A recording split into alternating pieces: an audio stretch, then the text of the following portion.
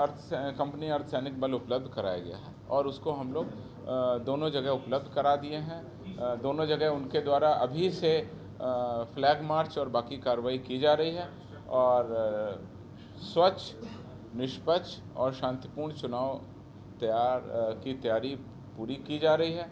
जिला पदाधिकारी, पुलिस अधीक्षकों को लगातार निर्देश दिए जा रहे हैं और इसमें चुनाव आयोग के निर्देशानुसार सारी कार्रवाई की जा रही है।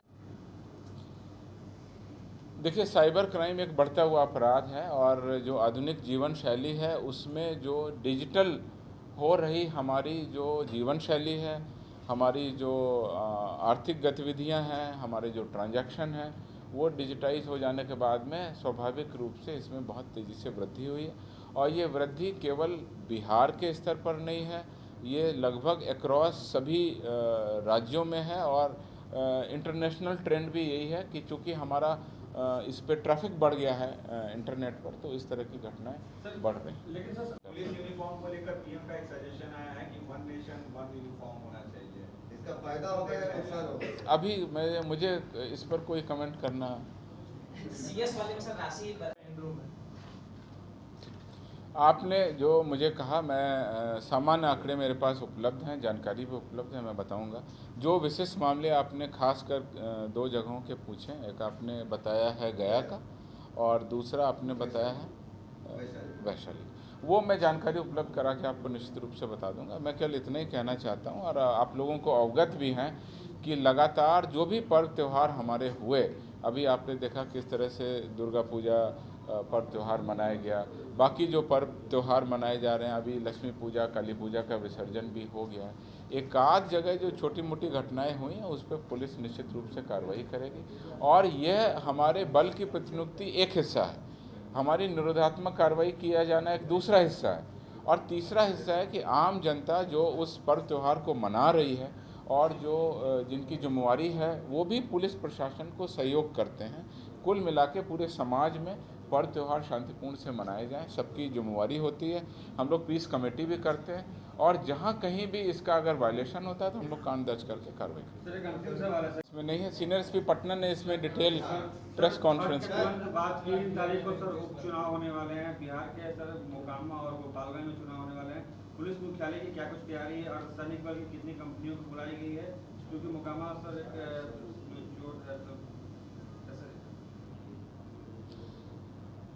उपचुनाव दो जगह होने हैं जैसा आपको पता है, मोकामा और गोपालगंज ज़िले में। उन दोनों जगहों के लिए पर्याप्त संख्या में केंद्रीय अर्धसैनिक बल उपलब्ध हैं। सभी जो हमारे पोलिंग बिल्डिंग हैं उस पर पर्याप्त संख्या में केंद्रीय अर्धसैनिक बलों की तैनाती की जाएगी। उसके अलावा जो हमारी पेट्रोलिंग पार्टी है, सेक्टर पेट्रोलिंग पार्टी है, सेक्टर पेट्रोलिंग पार्टी में भी हमारे केंद्रीय अर्धसैनिक बल रहेंगे। एरिया डोमिनेशन और जो बाकी चीज़ें हैं उनके लिए भी हमारे पास में पर्याप्त बीएमपी और बाकी बल उपलब्ध हैं। जो हमारा रिजर्व, जो हमारा स्ट्रॉन्ग रूम है उसके लिए भी केंद्रीय अर्धसैनिक बल और बाकी बलों को हम उपलब्ध करा रहे हैं। कितनी अर्धसैनिक बल? नियमित प्रेस ब्रीफिंग में आप सभी का स्वागत है। जैसा कि आप सभी लोग को पता है कि लोक आस्था के महान पर्व छठ 2022 में शांतिपूर्ण तरीके से जिसकी तैयारियां अब शुरू हो गई हैं और उसके अवसर पर पुलिस मुख्यालय के द्वारा जो बल की प्रतिनियुक्ति की गई है उसका संक्षिप्त ब्यौरा मैं आपके सामने रखना चाह रहा हूँ। इस पूरे पर्व को शांतिपूर्ण और सुरक्षित मनाए जाने के लिए बिहार विशेष सशस्त्र पुलिस की लगभग 36 कंपनियां विभिन्न जिलों को अलॉट की गई हैं। उसके अलावा होमगार्ड्स करीब 3000, घुड़सवार दस्ता की 5 अलग अलग टुकड़ियां और उसके अलावा केंद्रीय सशस्त्र बल हमको उपलब्ध कराए गए हैं 4 कंपनी। उसमें 2 कंपनी रैफ बल है और 2 कंपनी एसएसबी का है। इसको भी विभिन्न जिलों में प्रतिनियुक्त किया गया है। हवलदार और सिपाही की जो अतिरिक्त प्रतिनियुक्तियाँ की गई हैं उसमें 4165, दरोगा और एएसआई की जो प्रतिनियुक्ति है करीब 155, पुलिस इंस्पेक्टर करीब 18, ये ज़िलों में अतिरिक्त प्रतिनियुक्त किए गए हैं। इसके अलावा जो ट्रेनिंग प्राप्त कर रहे हमारे दरोगा और परिचारी हैं करीब 2100 की संख्या में, उनको भी ज़िलों में भेजा गया है। जैसा कि आपको पहले बताया गया था, देव औरंगाबाद में विशिष्ट छठ आयोजन को देखते हुए 6 पुलिस उपाधीक्षकों की प्रतिनियुक्ति औरंगाबाद में और पटना के लिए 30 डीएसपी रैंक के पदाधिकारियों की प्रतिनियुक्ति की गई।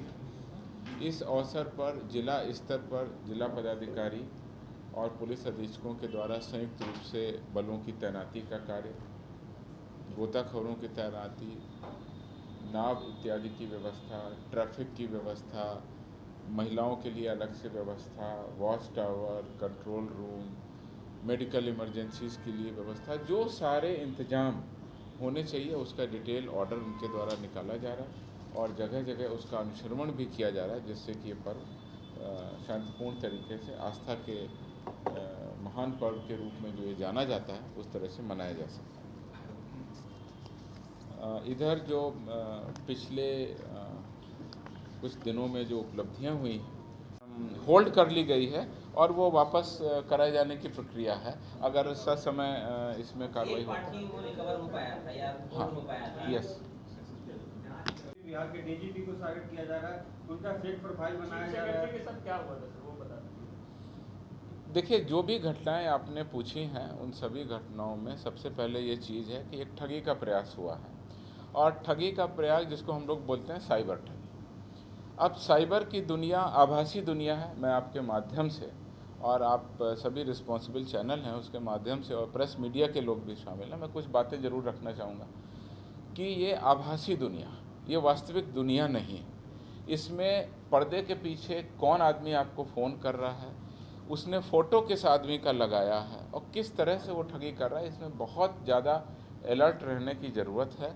और मैं आप लोगों के माध्यम से आम जनता से यही अनुरोध करना चाहूँगा कि इस पर पूरा जो है इस पर पूरी तहकीकात करने के बाद ही किसी को अपना क्रेडेंशियल बताएं। क्रेडेंशियल अर्थात व्यक्तिगत जानकारी अथवा जैसे क्रेडिट कार्ड का number, CVV number, pin number, bank account की जानकारी या किसी भी तरह का पासवर्ड या पैन की जानकारी या आधार नंबर की जानकारी, ये सब ऐसी सूचनाएं हैं जो आपकी व्यक्तिगत सूचनाएं, इसको भी किसी भी तरीके से इसको साझा ना करें।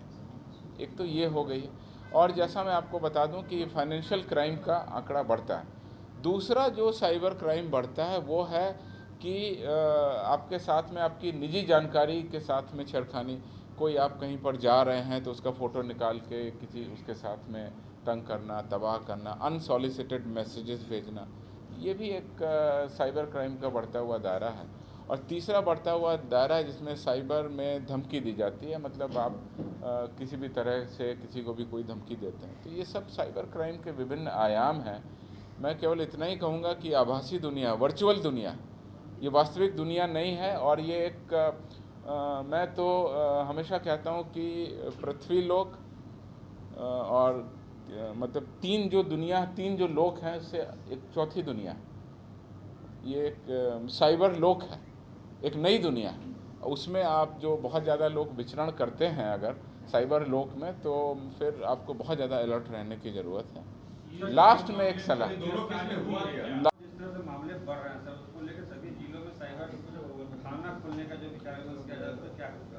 अभी आपको पता होगा कि सरकार के द्वारा कुछ वर्ष पहले ही हाल में 74 साइबर क्राइम और सोशल मीडिया यूनिट हर जिलों में तैनात किए गए थे। उसके लिए पद भी स्वीकृत किया गया था, बाकी व्यवस्थाएं भी की गई थी, वो सभी जगह कार्यरत हैं। उसके अलावा अभी हर जिले में एक साइबर DSP का पद भी स्वीकृत हो गया है, तो अब वो कार्रवाई भी हो रही है। रेंज लेवल पर भी व्यवस्था बढ़ाई जाएगी। और आर्थिक अपराध इकाई इसकी अभी तक नोडल इकाई है, तो नोडल इकाई के द्वारा अगर साइबर थाना का प्रपोजल बढ़ाया जाएगा तो किस तरह से वो कांडों को दर्ज करेगा, क्योंकि उसमें अनुसंधानक और बाकी चीज़ों और तकनीकी अनुसंधानकों की आवश्यकता होगी, तो वो अलग से हम लोग कर लेंगे। अभी फ़िलहाल जो है वो cyber crime social media unit है, वो